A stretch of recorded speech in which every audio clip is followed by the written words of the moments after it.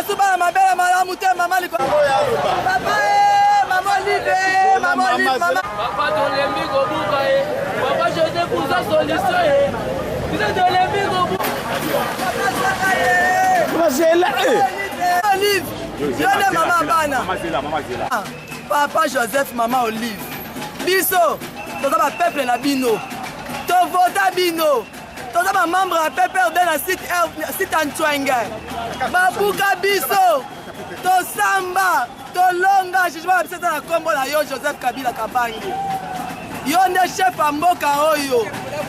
Kasi lelo, balingi babuka biso lisusu.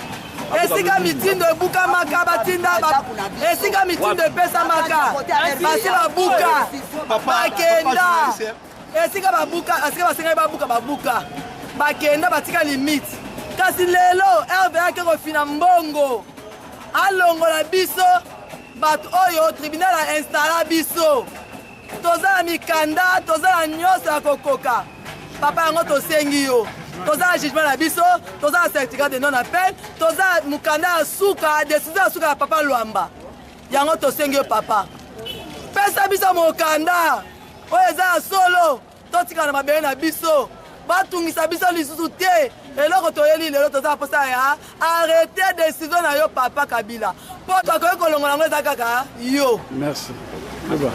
Ya solo biso toye liboso na bino bakonzi mpona kodeklare toza na bajugement na biso limite ya RVA eza na mai ya nswenge ndenge nini aza kotungisa biso lisusu atinda biso bato ya masina atinda lisusu bato na ye baya komesire biso mpo bakobuka biso ya solo biso na kati na mboka oyo toza na justice ya ndenge nini eske tozolanda justice to tozolanda te tala biso bamama oyo tala biso bamama oyo banda kala tovandi na kati ya zamba tolongi ntango tolongi siko ye moko ayaki na limite na ye totie na bato hotel de ville na bato ya aner totie borne na biso place atikaki biso lelo yo azoya na basoda na ye alobi akobuka biso ya solo penza bino bapapa bolobi te mboka na biso tozolanda mibeko toza na makambo nyonso ndenge mwana uti koloba toza na mikanda na biso tosambaki na RVA toza na limite na biso tosambaki na RVA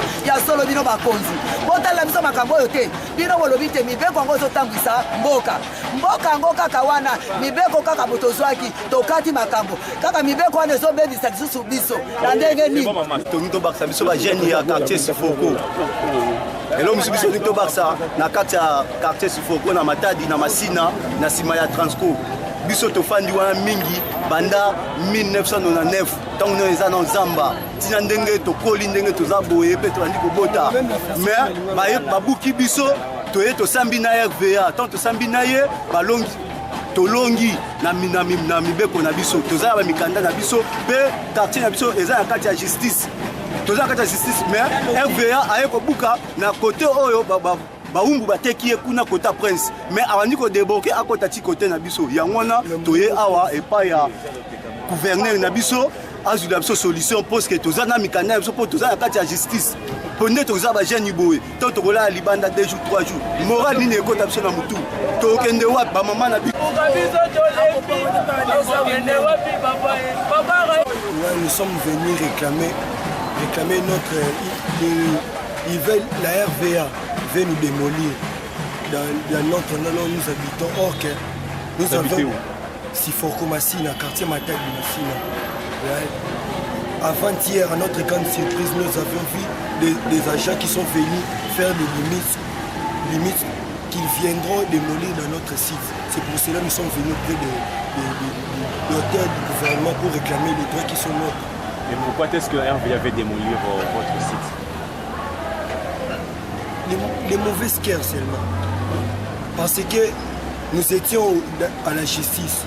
On a fait le jugement, on a coupé le jugement, nous avons gagné le procès. Et nous sommes là depuis le procès, nous avons gagné le procès depuis 2011. À notre grande surprise, RVA est venu encore pour nous promettre qu'ils viendront démolir.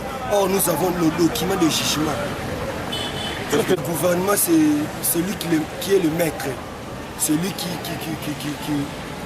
est notre maître. Nous sommes venus demander à notre gouvernement de nous appuyer.